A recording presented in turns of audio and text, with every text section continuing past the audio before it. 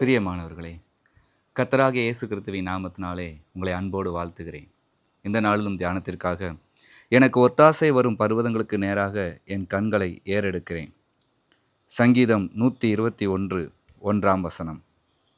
ஆம் பிரியமானவர்களே, இந்த நாளிலும் உங்களுடைய வாழ்க்கையிலும் எல்லா பாதைகளும் அடைக்கப்பட்ட விதமாய் உங்களுடைய வாழ்க்கையில் என்ன செய்வேன் என்கிற திகைப்போடு இந்த நாளை நீங்கள் காண்கிறவர்களாக இருந்தால், நீங்கள் நினைத்திருக்கிற, நீங்கள் தேடி பார்க்குற எல்லா வழிகளும் கிழக்கு, மேற்கு, வடக்கு, தெற்கு என்று எல்லா திசைகளிலும் உதவிகளை நீங்கள் எதிர்பார்த்தும் ஏமாந்து போன சூழ்நிலையில், இனி வழி வாய்க்குமோ வாய்க்காதோ என்கிற நிலைமையில் நீங்கள் இருப்பீர்களானால், வானமும் பூமியும் உண்டாக்கின கர்த்தரை நோக்கி பாருங்கள்.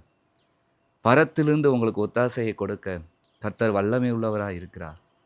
ஆகவே தான் இந்த சங்கீதத்தில் சொல்லப்படுகிறது, எனக்கு ஒத்தாசை வரும் பர்வதங்களுக்கு நேராக என் கண்களை ஏறெடுக்கிறேன்.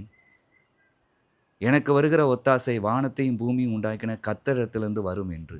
ஆம் பிரியமானவர்களே, வானத்தையும் பூமியும் உண்டாக்கின கர்த்தரை நீங்கள் நோக்கி பாருங்கள். அவரிடத்திலிருந்து உங்களுக்கு ஒத்தாசை வரும். பலத்த கிரியைகளை கர்த்தர் உங்களோடு இருந்து செய்வார்.